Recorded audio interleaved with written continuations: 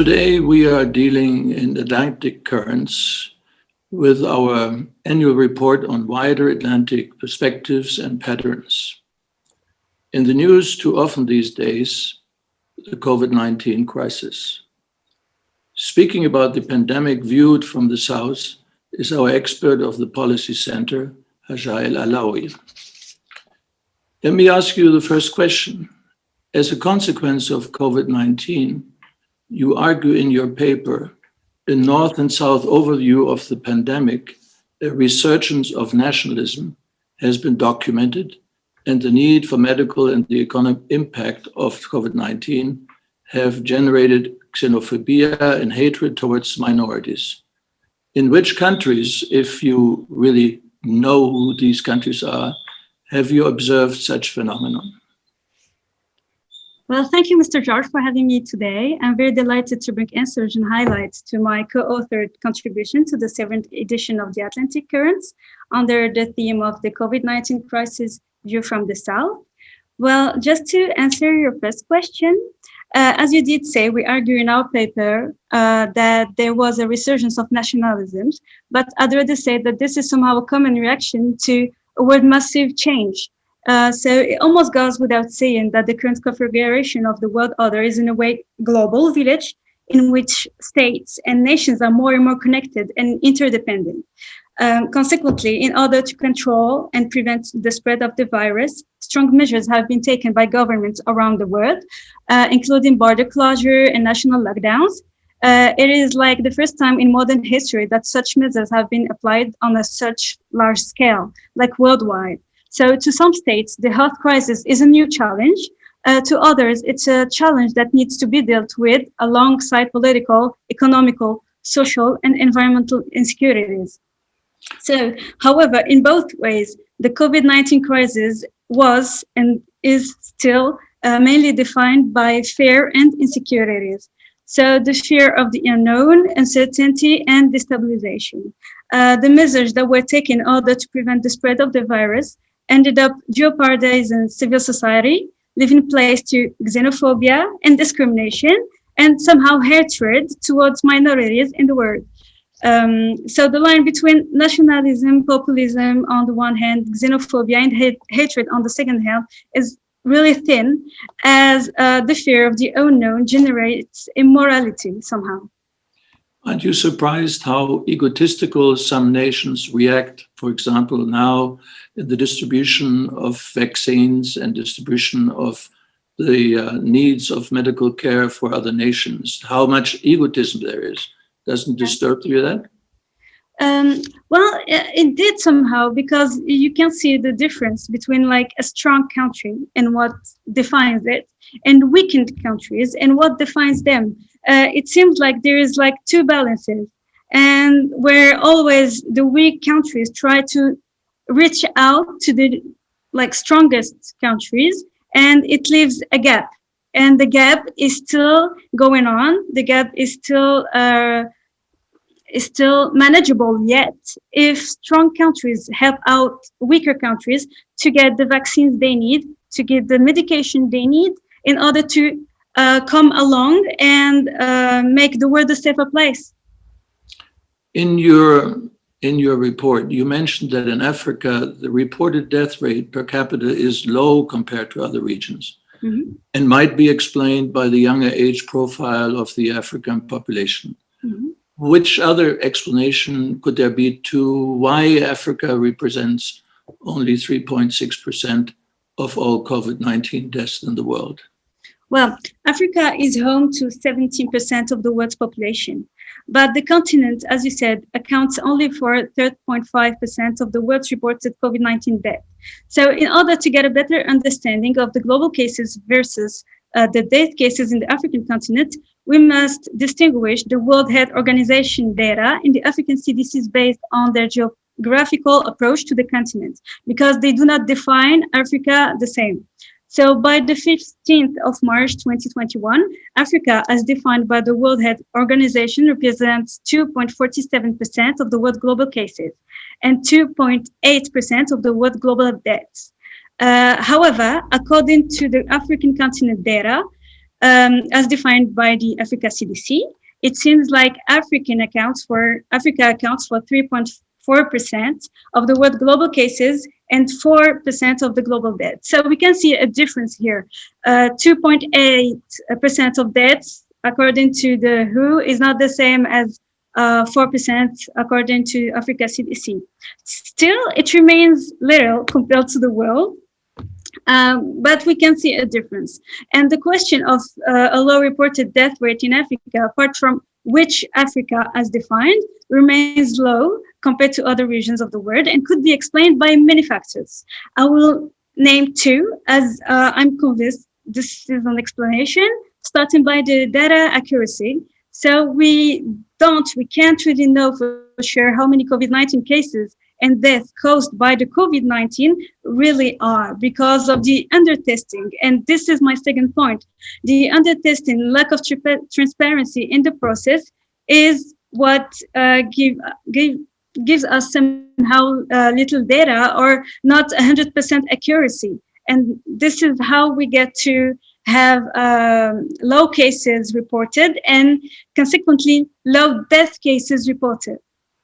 Couldn't it also be a third point, which I'm making, couldn't it also be that Africa has so much experience with a lot of illnesses, a lot of viruses, like Ebola and other things, that they are prepared better than Europeans. For once, they're prepared better than the Europeans, as they are in the distribution of vaccines in Morocco, for example. That is very true, as Morocco closed its borders when only seven cases of COVID-19 were reported. That is very true.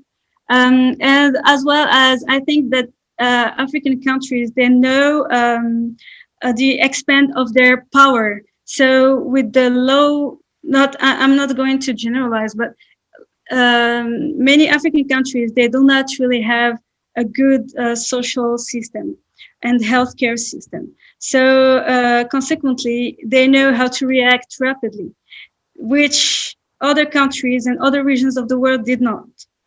If you look at your studies, which is a very thorough study and with great care you have worked there, you mentioned India, and you mentioned that 50% of the population is young, and young as the population in Africa, but still they are the second most contaminated nation in the world. How do you explain that?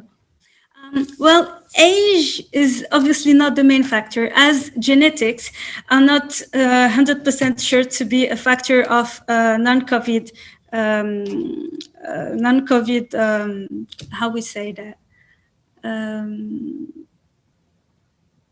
Well, I will just rephrase it. People, the genetics don't seem to get an influence if people's genetics are Africans, Europeans, Asians. So it is not seen yet if genetics really play a role in the COVID process, but we shall take many factors into consideration when comparing India to Africa, because somehow the way we do not deal with the country the same way we deal with the continent. But India accounts for 18% of the world global population, and Africa as a continent accounts for nearly 17% of the world population. And demographically speaking, it is huge. And India, the population average is 29 years old, and Africa, where 77% of the population is below the age of 35. So demographically speaking, we can say that there is a similar approach to COVID. But to this day, India has tested its population. Over 250 million people were tested, according to the India Council of Medical Research. In Africa, as I did say before, we do not really know how much people were tested as a continent in a full. So, but we are not sure about the Indian figures either. We either believe or we don't believe. That is very true. But this is, I might say, if you allow me, this is a global. We might believe or we might not believe. Yes. Absolutely. You're a very good diplomat. But if I continue to the next question, in their way of trying to convince their populations in Africa, India, Europe, or wherever, the people seem to be very reluctant to be vaccinated. How do you explain that the governments are not convincing all the people that they should be vaccinated? And even in Morocco, people I talk to, they say, no, I don't.